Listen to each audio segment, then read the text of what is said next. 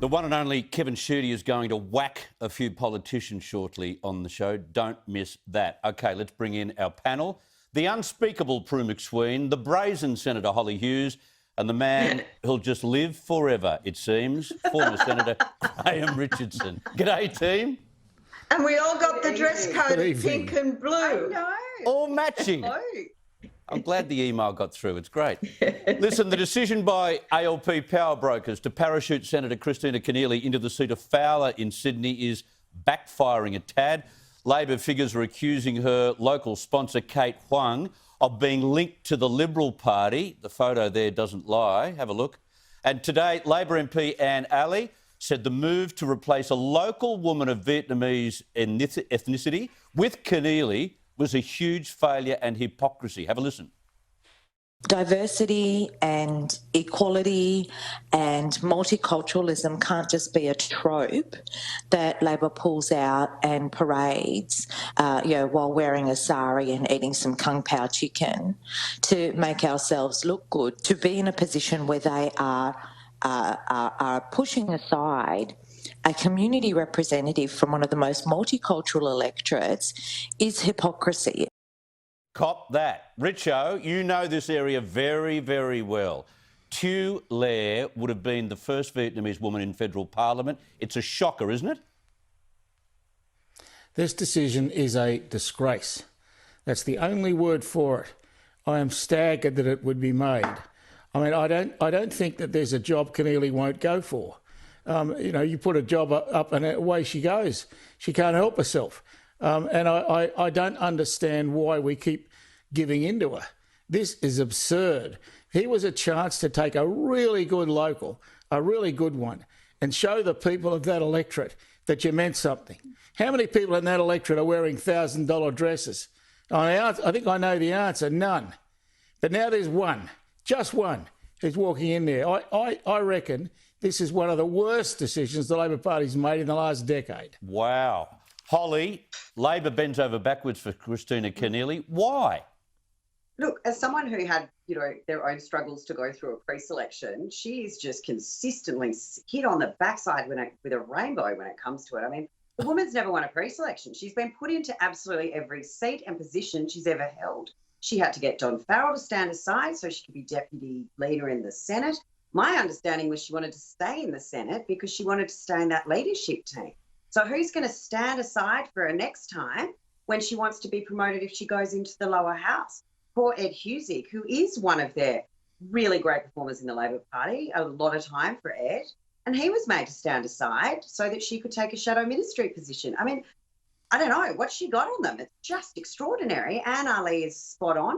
But if we think back a little bit, even in the state politics arena, Reba Ma took the people of Cabramatta for absolute granted. That seat was a 30% seat to Labor. Reba Ma was spending more time in her apartment in Coogee. And then we had amazing Di Lee stand for the Liberal Party in a 30% seat and knocked, I think it was about 20 points off the margin from memory.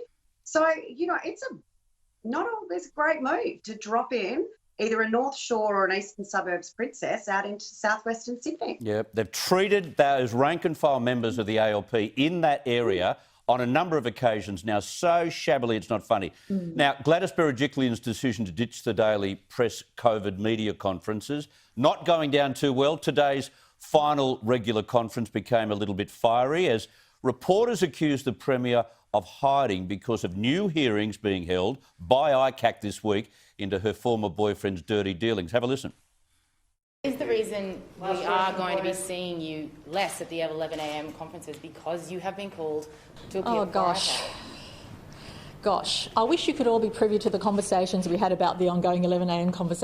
press conferences. Premier. An issue in you yourself being the one who decides when you will be accountable for something or not. How will people know whether there is something that they need to ask or they need to know about or that you need to answer to if you're the one deciding, yes, today I can be accountable, no, tomorrow I won't, particularly with Parliament not sitting?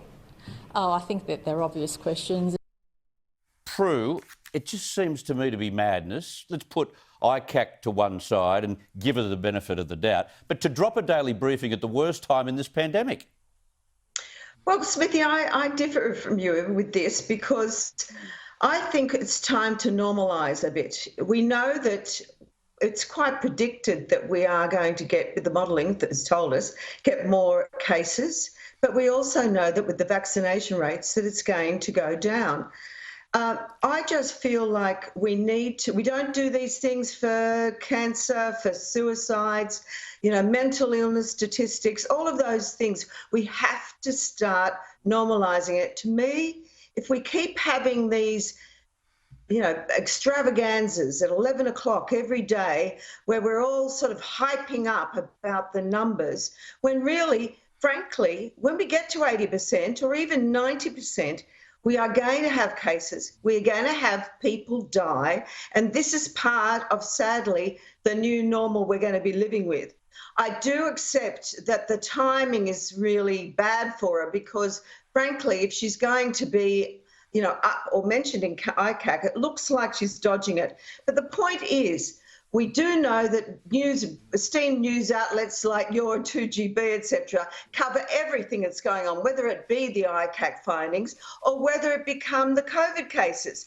Then it's not as if she's not going to be fronting up. So I just don't understand why we have to have this circus at 11 a.m. Richo, do you want the circuses to continue, or is Gladys doing the right thing? I think feeding the people bread and circuses is a pretty old trick. It's always worked well. I think that Gladys is getting a bit of a hard time here. Look, I understand that if you're in the Labor Party and especially if you're in the state opposition, you're going to hammer away at this. But when the crunch comes, I don't think there's a need for a daily press conference. I don't know basically any political leader in the world that does that. So I'm not sure you can be too harsh on her because she's done it for quite a while.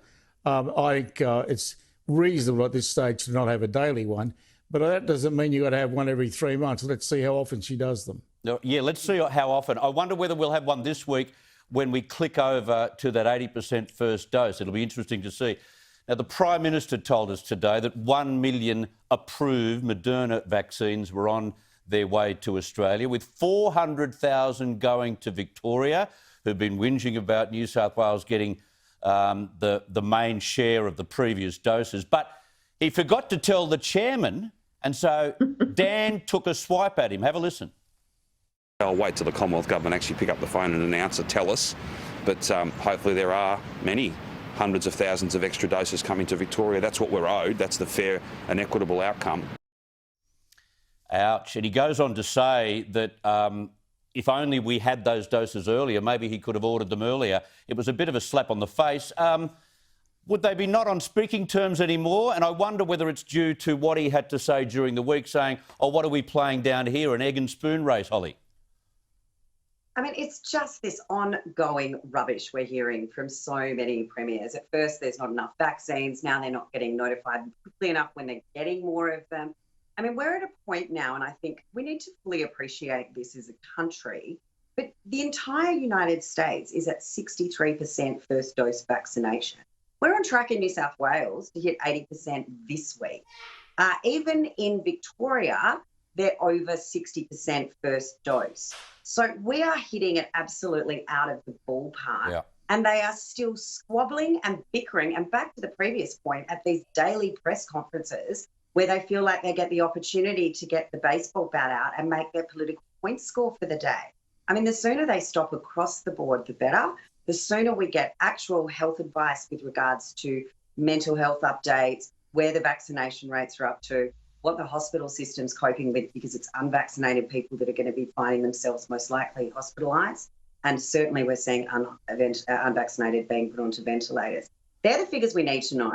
We don't need every premier having their own little stage every day, some of them taking an hour and a half at a time every day just to push their own face out across the country. I mean, I think they should stop across the board. I think we should get better information about what's actually important and not allow this political point scoring to go on. They used to complain there weren't enough vaccines. They were complaining if they weren't ordered last year. Well, guess what? They weren't even approved last year for use. It wasn't until the very end of the year that they were. So it's just a fallacy and it's nothing but political point scoring. What they should be doing every day, go out, get your jab, get your vaccination, because we know that's the way out. Australians are doing it in droves and should be commended for it. And there is now absolutely no excuse. And I called into our local chemist today, see if I could bring my kids forward to get a Moderna shot when they become available. And the chemist here said they're likely to arrive by the middle of this week. Oh, right. Now, Prue, Tony Abbott has been fined $500 for not wearing a mask in public, but he's lashed out at the dobber who snitched on him. He's right, isn't he? Politicians have been encouraging us all the way through to dob on people all the time. What really annoys me is this witch hunt against one of our prime ministers, who's a really good guy. He's actually awkward, we know that, but he's also done, he's devoted his life of service to this country. And I just find, it's so un-Australian. It's a gotcha thing. It's probably one of, what's her faces? I can't even remember what's her name. The Stegel. Zali. Shook Sheila. You reckon it's Zali? Oh, my God. And it'll be one of her people who've done it. You can bet. Or maybe it's Fitzsimons. He lurks around there, the tea-towel head, isn't he? He's the one who's probably done it. Or one of those get-out people. You are Get out, that's unspeakable. right. I think it's get up, you mean. Well, it's true. Good on her. I bet she has. I bet it was a Stegelite. I've got to leave it there. That will do me. Prue McSween, Senator Hollie Hughes and Richo, thank you for your time. Have a great week.